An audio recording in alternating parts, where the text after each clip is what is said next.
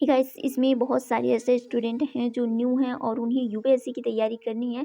तो वो बहुत सारे कमेंट भी किए हैं कि इसमें क्या सब्जेक्ट होने चाहिए, किसकी तैयारी कैसे करें, बहुत सारे क्वेश्चन हैं।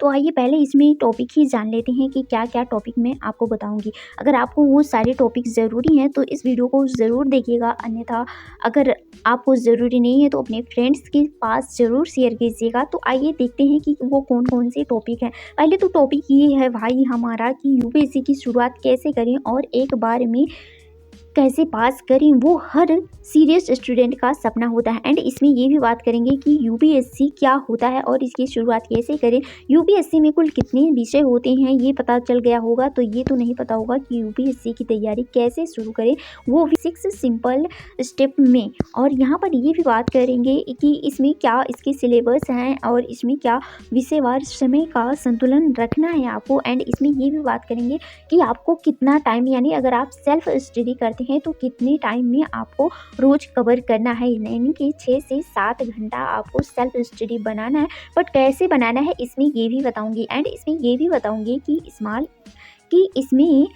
इसमें ये भी बताऊंगी कि स्मार्ट स्टडी प्लान जो कि 12 मंथ के लिए स्ट्रेटेजी होनी चाहिए। इसमें ये भी बताऊंगी कि सेल्फ स्टडी में क्या क्या करें जो टॉपर्स करते हैं। और 6वां पॉइंट हमारा ये होगा कि फॉलो या 3 गोल्डन रूल तभी आएगा नाम में लिस्ट अगर आप ये 3 गोल्डन रूल को फॉलो करती हैं। एंड इसमें ये भी बात होगी कि छोटी बातें जो बड़ा फर्क लाती हैं, एक टाइम टेबल आपको बनाना ही होगा, कैसे बनाना है वो भी बताऊंगी। यूपीएससी घर से तैयारी करने का क्या मंत्र है, क्या राज है, जो ऐसे टॉपर्स करे हैं जो शायद कोचिंग पे रहकर नहीं कर सकते हैं, तो उनकी भी कहानी बताऊंगी। बट इस वीडियो में नहीं बताऊंगी, अगले वाला वीडियो हमारा उसी पर होगा और उनकी पूरी कहानी भी बताऊंगी आपको और उनका इमेज एंड उनका वीडियो सब कुछ दिखाऊंगी। बात कर लेते हैं अगर आपको इसकी ज़रूरत है, क्या कैसे करनी है और कितने सब्जेक्ट होते हैं। भाई एक मेरे भाई ने इतना कमेंट कर दिया कि इसमें कितने सब्जेक्ट होते हैं, कितने बुक लगते हैं। भाई इसमें अगर आपको देखना है तो देख लीजिएगा, अन्यथा उस वीडियो में भी, इसके बाद भी या फिर अगले वीडियो में आपको दिखा भी दूंगी कि मैंने किस प्रकार से आप चैनल खोल सकते हैं एंड जो भी वीडियो आपको ज़रूरी है उसे कैसे क्लिक करके देख सकते हैं। ठीक है, तो यहाँ पर हम बात कर लेते हैं अब कि यूपीएससी की शुरुआत कैसे करें और एक बार में कैसे पास करें। वो भी सीरियस स्टूडेंट का सपना होता है, हर किसी का सपना नहीं होता है भाई। कि बहुत सारे ऐसे स्टूडेंट हैं जो केवल यूपीएससी का सपना देखने हैं, जैसे कि वो सपना ही रह जाता है। अगर आप सीरियस स्टूडेंट है, सीरियस कैंडिडेट हैं, तभी इस वीडियो को देखिएगा। एंड यहाँ पर बात करते हैं कि तैयारी घर से कैसे करें, एक बार में कैसे क्लियर करें। ठीक है, इसमें कोई मंत्र नहीं है भाई, जो भी बताऊंगी एकदम रियल बताऊंगी। तो यहाँ पर देखते हैं कि यूपीएससी क्या है और इसे कैसे शुरुआत करें। अगर आप बिगिनर हैं, आपको नहीं पता है, आपको कोई बताने वाला नहीं है कि यूपीएससी क्या होता है, इसकी शुरुआत कैसे करते हैं, तो इस वीडियो में आपको पूरी वो जानकारी मिलेगी। तो अब देख लेते हैं भाई बिना देरी के, क्योंकि मन भी घबरा रहा होगा। तो यहाँ पर बात करते हैं यूपीएससी की, पहले फुल फॉर्म ही जान लेते हैं, क्योंकि बहुत सारे ऐसे स्टूडेंट हैं जो इसके फॉर्म को फिल कर देते हैं, लेकिन अभी इनसे पूछने लगो भाई यूपीएससी क्या है, इसके अंदर कितनी कैटेगरी आती है, इसमें कितने सब्जेक्ट होते हैं, तो पता ही नहीं होता है। बट इसमें आप जान लीजिए क्योंकि ये पहले ज़रूरी हो जाता है। ठीक है, अब यहाँ इसका जो मतलब होता है भाई, ये होता है कि संघ लोक सेवा आयोग, यानी कि यूनियन पब्लिक सर्विस कमीशन होता है, भारत की सबसे कठिन और प्रतिष्ठित परीक्षा है। इसका जो मकसद होता है ये होता है आईएएस, आईपीएस, आईएफएस जैसे टॉपर्स जो सरकारी अफसरों का चयन होता है। इसमें जो यूपीएससी होता है, इसमें 3 कैटेगरी के ऑफिसर आते हैं, जैसे कि आईएएस, आईपीएस एंड आईएफएस आते हैं। अब बात करते हैं ये कितने चरणों में होता है। आपको पता चल गया होगा कि यूपीएससी क्या है, यानी कि ये जो इसका फुल फॉर्म है मैंने आपको बताया, एंड ये भी बता दिया आपको कि इसमें कौन कौन से ऑफिसर चुने जाते हैं। ठीक है, अब इसमें बात करेंगे कि ये कितने चरणों में होता है। तो भाई ये 3 चरणों में होता है। यहाँ पर मैं बात करती हूँ प्रीलिम्स, मेंस एंड इंटरव्यू, यानी 3 पेपर होते हैं। अब इसके बारे में भी मैंने बताया है, बट इसमें मैं थोड़ा थोड़ा आपको बता देती हूँ और बहुत सारे ऐसे भी वीडियो बनाए हैं जिसे आप देखकर फुल जानकारी ले सकते हैं। इसमें मैं शॉर्टकट में बताने की कोशिश कर रही हूँ। ठीक है, अब यहाँ पर देख सकते हैं यूपीएससी में कुल कितने विषय होते हैं। तो विषय बहुत सारे स्टूडेंट ने पूछा था, मेरे पास बहुत सारे कमेंट आते हैं, मैं तो हर एक वीडियो के नीचे ये ज़रूर कमेंट आता है कि इसमें कितने सब्जेक्ट होते हैं एंड इसमें कितनी बार पेपर दिए जाते हैं।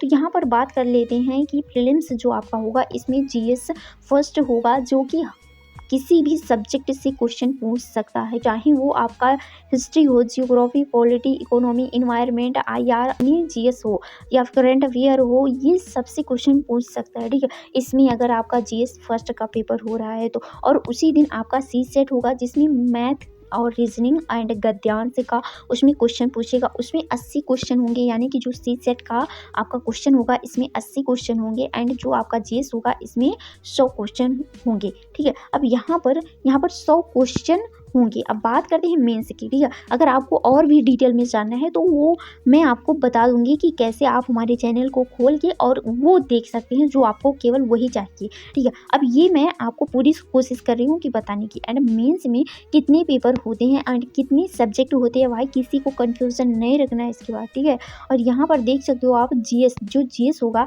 इसमें 4 GS के पेपर होते हैं। जैसे कि अगर आपका प्रीलिम्स से निकल जाता है तो इसमें मेंस का पेपर होगा। अब मेंस का पेपर होगा तो कितने मेंस के पेपर होंगे, तो भाई 4 होंगे। एक तो GS first, GS second, GS third, GS fourth. ठीक है, इसमें ये होंगे और इसमें क्या क्या कितने सब्जेक्ट होते हैं वो भी मैंने डिटेल में करा दिया है। एंड इसमें SC होगा और ऑप्शनल के लिए इसमें ऑप्शनल चुने जाते हैं। जैसे कि अभी तो हिस्ट्री की बात करती हूँ, हिस्ट्री में लिए हैं तो हिस्ट्री जैसे कि भारत का इतिहास एंड विश्व का इतिहास, ऐसे भूगोल का लिए हैं तो भारत का भूगोल, विश्व का भूगोल, ऐसे ही आपको ऑप्शनल चुनना होगा। यानी कि अगर भारत के बारे में पहले जानना होगा एंड विश्व के बारे में भी जानना होगा। ठीक है, और इसमें ये भी पेपर होता है, एक लैंग्वेज का पेपर होता है, हिंदी या फिर इंग्लिश में आप दे सकते हैं। ठीक है, इसमें आप समझ सकते हो कुल मिला के 9 पेपर होता है। गिना भी देती हूँ, कोई देरी नहीं है कि 4 ये हो गए, 5 इधर और ये 6, एक 7 हो गए और 8-9 पेपर हो रहे हैं। ठीक है, इधर लैंग्वेज के 2 पेपर होते हैं। ठीक है, अब बात करते हैं इंटरव्यू की। इंटरव्यू भी अगर आपका मेंस निकल जाता है तो आपका इंटरव्यू भी होगा। ठीक है, इसमें आपके क्वेश्चन पूछे जाते हैं, जैसे कि आपके बारे में ही पूछ लिया जाता है और आपकी कुछ अगर कुछ करंट अफेयर चल रहे हैं वहाँ से भी क्वेश्चन पूछे जाते हैं। अब बात करते हैं UPSC की तैयारी कैसे शुरू करें, अब शुरू कैसे करनी है आपको। ठीक है, अगर आपको पता चल गया होगा कि UPSC क्या है, इसका फुल फॉर्म क्या है, इसमें कौन कौन से ऑप्शन चुने जाते हैं और इसमें कितने पेपर होते हैं, ये सब कुछ पता चल गया है तो आप क्या करें, इसकी शुरुआत अगर चेक करना चाहते हैं तो इसकी शुरुआत कैसे करें। ठीक है, इसमें 6 सिंपल स्टेप मैं आपको बताऊंगी। जैसे कि सिलेबस को समझना बहुत ज़्यादा ज़रूरी हो जाता है, जैसे कि GS फर्स्ट में ऑप्शनल तक। ठीक है, यानी कि अगर आपको GS के बारे में भी जानकारी रखना है एंड ऑप्शनल के बारे में भी जानकारी रखना है तो जैसे कि प्री एंड मेंस दोनों के सिलेबस को आप NCERT में मिलाकर भी पढ़ सकते हैं। NCERT क्यों लोग ज़्यादा चूज करते हैं, क्योंकि इसमें जब आपको बेसिक चीज़ें पता हो जाती हैं तब आप स्टैंडर्ड बुक को उठाइए। ठीक है, अगर आपका बेसिक कमज़ोर है और आप डायरेक्ट स्टैंडर्ड बुक उठा लेते हैं और समझ में नहीं आता है तो कोई फ़ायदा नहीं होगा। अब बात करते हैं कि इसे A4 सेट पर यानी प्रिंट करें और रोज़ देखें। मेरा मतलब है ये भाई कि आपको क्या करना है कि जैसे कि सिलेबस आप लिख लें या फिर PDF में किसी के फॉर्म में निकलवा लें और उसे अपनी दीवार के आगे चिपका लें और उसे देखें। टॉपिक के हिसाब से नोट्स आपको बनाना शुरू करना है। पहले आपको रिवीजन करना है, देन उसके बाद ही आप नोट्स बनाना है। अब नोट्स बनाने के लिए भी बहुत सारे भाई मेरे कमेंट कर रहे हैं कि इसके नोट्स कैसे बनाया जाए। भाई NCERT अगर आपको समझ में आ रही है तो आप क्या करें कि स्टैंडर्ड जो बुकें हैं उसकी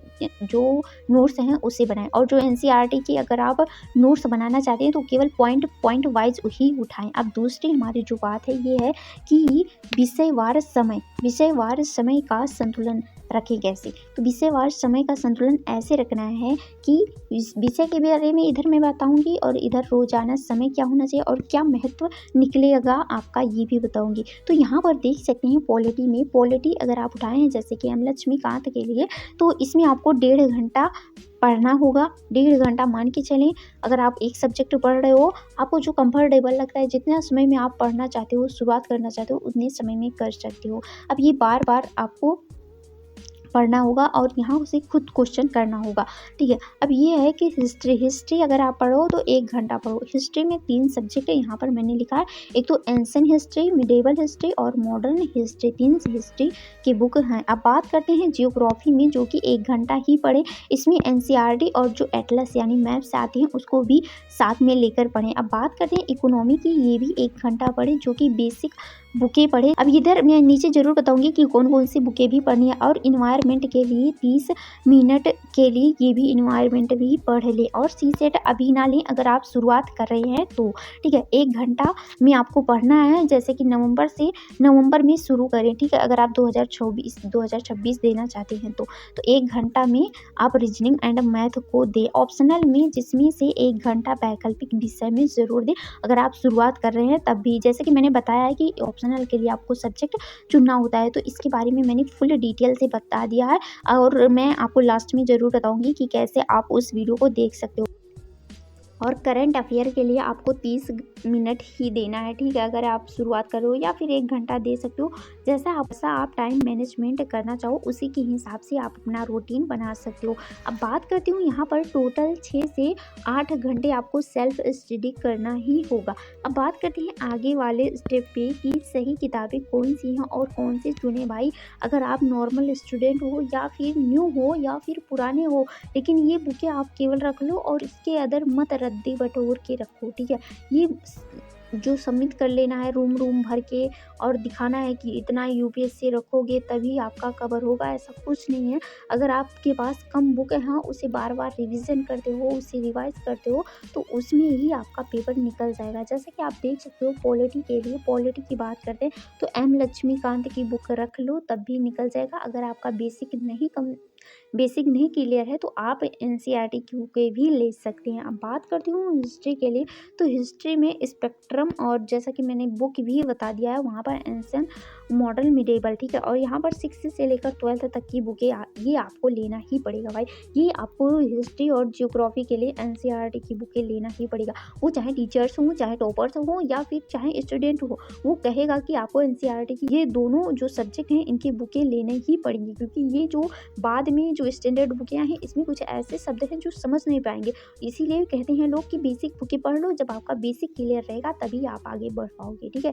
अगर नहीं समझ में आएगा वो वर्ड वो शब्द तो भी आप समझ जाओगे कि हाँ वो वही चीज़ कह रहा है, ठीक। तो यहाँ पर स्पेक्ट्रम जो आधुनिक भारत का आता है, एक राम शरण शर्मा का और एक और बुक आता है सतीश चंद्रा का और राम शरण शर्मा का आता है, जो कि ये बुकें और आधुनिक भारत की किताबें हैं और मैंने भी डिटेल में ये भी बुकें बता दिया। एंड अब बात करते हैं एनसीईआरटी की बुकें आपको लेनी ही लेनी है।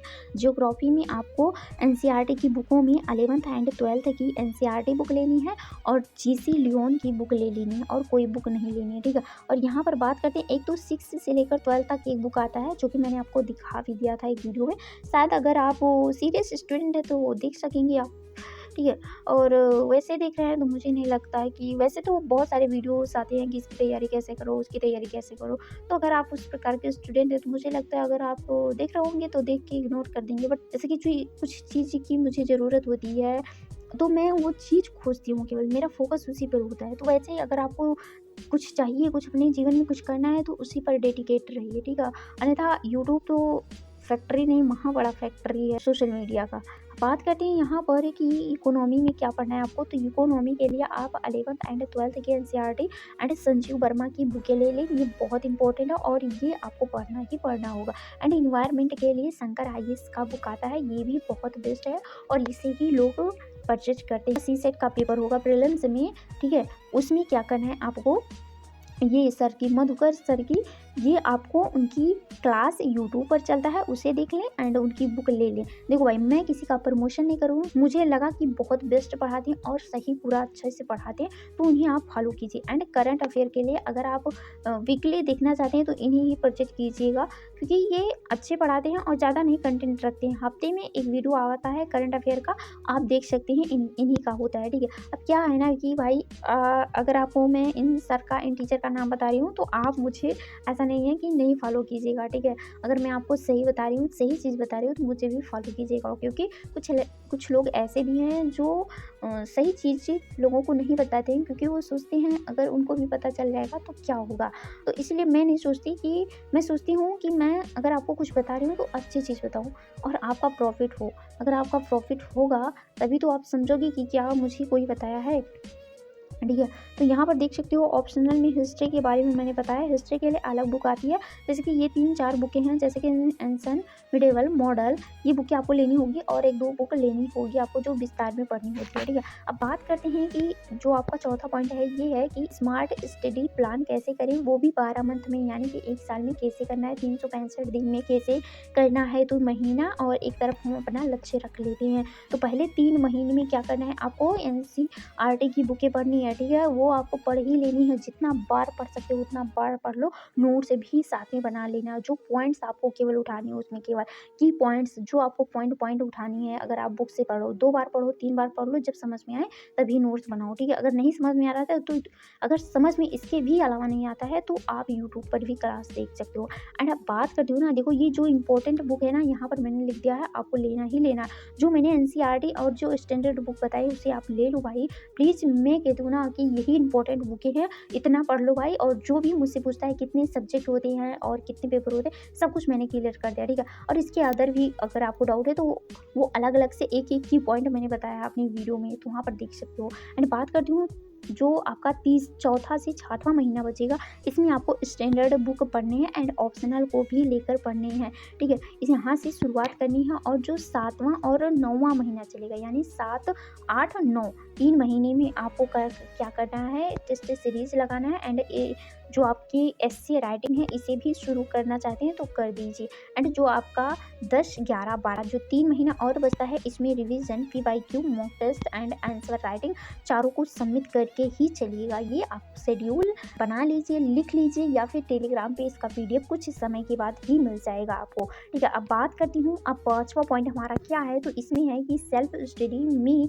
क्या क्या करें। सेल्फ स्टडी अगर आप कर रहे हो, सेल्फ स्टडी मतलब भाई कि अगर घर पे बैठ के तैयारी कर रहे हो तो कैसे कर सकते हो, ये कौन कौन से टॉपिक है जो आपको अपनाना ही पड़ेगा, क्योंकि ये इंपॉर्टेंट है। जैसे कि रोज़ आपको टारगेट सेट करना ही पड़ेगा कि आपको क्या करना है, क्या नहीं करना है। वहाँ अगर आप कोचिंग में नहीं है कि आप किसी को देखकर किसी का नकल कर रहे हैं कि वो बंदा, वो मेरी फ्रेंड्स, वो मेरा दोस्त या फिर वो मेरी फ्रेंड्स इस प्रकार से इतना सब्जेक्ट कवर कर लेती है, इतना पॉइंट बनाई है, उसको आज कवर करेगी, ये सब कुछ कोई नहीं आपको बताने वाला है और ना ही आप देखने वाली हैं। तो खुद आप अकेले हैं अपने घर पे, तो खुद आप स्टडी कीजिए। ठीक है, इसीलिए मैं कहती हूँ रोज़ टारगेट बनाओ, रोज़ टारगेट बनाओ, सेट बनाओ कि आज मुझे इतना कवर करना है।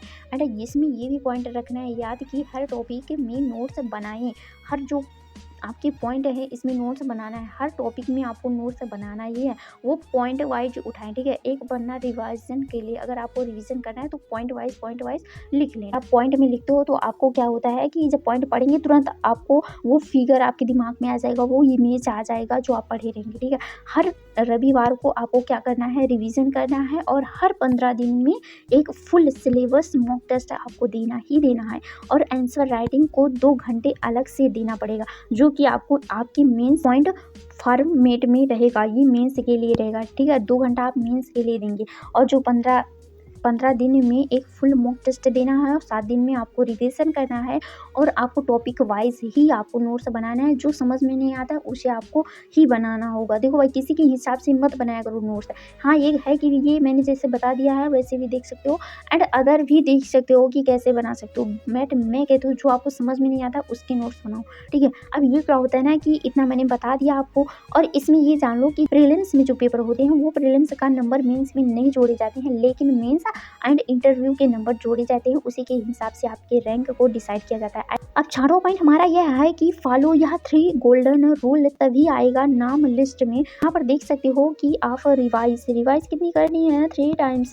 कितने टाइम्स में, 3 टाइम्स में आपको रिवाइज करनी है। रिवाइज यानी रिविजन ही करना है, वही आपकी प्रैक्टिस है। देखो भाई, यहाँ पर मैं आपको एक बात बुरा नहीं लगना चाहिए, ये एकदम सही और एकदम क्लियर बता रही हूँ जो मेरा अनुभव है और हर एक टीचर खुद कहते हैं। देखो टीचर लोग क्या कहते हैं, जो हमारे सर होते हैं जिनसे हम पढ़ते हैं, या देखो भाई किसी को आप फॉलो करते हो तो वो क्या करते हैं, वो पढ़ाते हैं साल में पता नहीं कितनी बार उस टॉपिक को पढ़ाते हैं, तो वो उनका जो प्रैक्टिस होता है, जो रिविजन होता है, उसी के हिसाब से उनको याद होता है। भाई उनसे पूछ लो खुद आप, ठीक है, मेरे कहने पे नहीं, लेकिन जब आप वो हमेशा वही रिविजन करते हैं, वही पढ़ते हैं, तो वो उनको याद होता है। ठीक है, तो ये आपको सोल्यूशन अपनाना होगा कि आपको रिविजन करना होगा एंड जो आपका सॉल्व है कितना क्वेश्चन करना है। अगर आप UPSC को क्लियर करना चाहते हो तो भाई मैं कहना चाहती हूँ ना कि 1000 MCQ बिफोर द प्रीलिम्स के पहले आपको इतना क्वेश्चन यानी कि 1000 MCQ क्वेश्चन सॉल्व करके ही जाना है, ठीक है। और वो भी ईमानदारी से, और जो क्वेश्चन नहीं आता, जो क्वेश्चन गलत हो रहे हैं वो कैसे हो रहे हैं, कौन सी टॉपिक से हो रहे हैं, उस पर आपको रिसर्च करनी है, उस पर आपको एनालाइज करना है।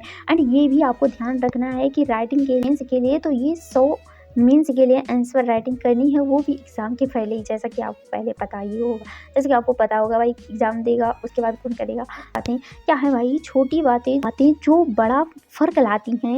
एक टाइम टेबल आपको बनाना ही पड़ेगा, रखना ही पड़ेगा, क्योंकि ये बहुत महत्व रखती हैं। टाइम को आपको क्या करना है, टॉपिक को यूट्यूब बनाने की तरह रिवाइज करना है, यानी जैसे यूट्यूब पर सर लोग पढ़ाते हैं उसी प्रकार से आपको रिवीजन करना है उस टॉपिक को। एंड जो आपकी मोबाइल फ़ोन है उसमें ऐप आता है जो आप टाइम टेबल लगा सकते हो। ये तो मैं खुद कहती हूँ भाई, टाइम टेबल लगाना है तो लगा लो, या फिर आपके फ़ोन में टाइम टेबल उसे देख लो। लेकिन क्या होगा, क्या मतलब कहोगे खुद से कि भाई 1-2 मिनट हो गया, क्या फ़र्क पड़ता है? फ़र्क पड़ता है भाई। ऐसे 1-2 मिनट 10 मिनट से आधा घंटा हो जाएंगे, पता भी नहीं चलेगा। एंड इसमें बात करती हूँ कि संडे को आपको PYQ क्वेश्चन देखना बहुत ज़्यादा ज़रूरी होगा, ठीक है। आपको करना होगा रिविज़न के साथ आपको PYQ क्वेश्चन देखना होगा। 15 दिन में आपको मॉक टेस्ट देना होगा, ये सब कुछ करना होगा, ठीक है। अगर आप UPSC के सीरियस स्टूडेंट हो तो ये सब कुछ आपको फॉलो करना ही होगा। अब चाहे आप घर पे करो या फिर कोचिंग पे या फिर लाइब्रेरी में, कहीं भी ये सारे जो शेड्यूल है ना, ये हर एक टॉपर्स और हर एक स्टूडेंट और हर एक टीचर बताता है आपको। मैं लास्ट में आपसे ये बात ज़रूर कहना चाहूँगी, अगर ये बात आपको अच्छी लगती है तो नीचे कमेंट में बॉक्स में ज़रूर बताइएगा कि UPSC घर से तैयारी करने का मंत्र। अब इसमें वो मंत्र नहीं बताऊँगी बाबा की तरह कि कान में फूंक दो कि जाओ भैया तुम्हारा अब उस बार सिलेक्शन हो जाएगा। भाई ये सिलेक्शन लेना है इस बाबा से, तो क्या करना है, अगर आपको ये जो बातें मैंने बताई हैं इसको फॉलो करोगे ना, तभी आपका पेपर निकलेगा। इसमें कोई मंत्र नहीं है, और किसी के बाबा के कहने से मुझे नहीं लगता है कि मंत्र से, उनके फूंक देने से पेपर क्लियर हो जाता है। एक साल बताओ भाई कि जो स्टूडेंट 1 साल बैठा है, ठीक है, 1 साल बैठा है कोई स्टूडेंट बैठा और वो नहीं तैयारी कर रहा है,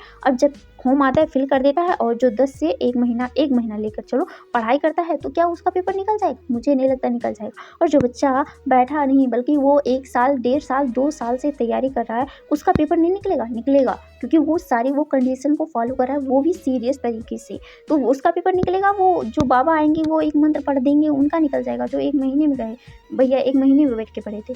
नीचे कमेंट कर देना भाई सभी लोग कि किसका पेपर निकलेगा। अगर आप इस वीडियो को अंत तक देखते हो तो ये बात आपको पता चलेंगी। और ये बात यहाँ पर जो मैंने मंत्र बताने की कोशिश की है, ये है कि स्मार्ट पढ़ो, खुद पर भरोसा रखो। स्मार्ट पढ़ना है, खुद पर भरोसा रखना है और लगातार करना। ये आपकी सीक्रेट है एक बार में UPSC क्लियर करने का, एक रास्ता है, एक मंत्र है और एक तंत्र है, जो भी समझो यही है जो मैंने आपको बता दिया है। और ये वीडियो कैसा लगता है और इसके अंदर भी कोई डाउट है तो मैं अपना चैनल खोल के आपको दिखाऊंगी कि कौन कौन से डाउट आपके होते हैं। वो सारे वीडियोस मैंने बना रखे हैं, उस वीडियो को आपको पूरा देखना है, ठीक है। अगर आप न्यू स्टूडेंट हो या फिर आपको UPSC के बारे में तैयारी करो और उसमें कन्फ्यूजन है कि भाई कोई मुझसे पूछ लेगा कि भाई UPSC की तैयारी करते हैं तो ये बता दे, तू तो नहीं बता पाता हो तो ये बेइज्जती होगी ना, तो ये बेइज्जती नहीं करानी है अपनी, तो इसके बारे में तो आपको जाननी है ना। क्वेश्चन नहीं आते कोई बात नहीं है कि भाई अभी तो न्यू है, नहीं आ रहा है, कुछ समय के बाद आपको बता देंगे, ठीक है। तो ये सब आपको नीचे कमेंट कर देना कि कौन सा डाउट रहेगा, नीचे कमेंट बॉक्स में ज़रूर बताइएगा।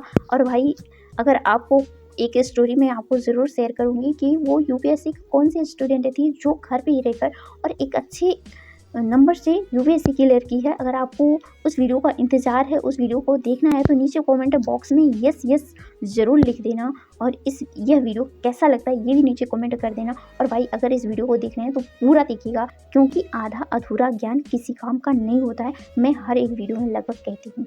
और इसी तरह के वीडियो के साथ मैं आपसे मिलती हूँ किसी नेक्स्ट वीडियो में, तब तक के लिए bye bye, tata, take care.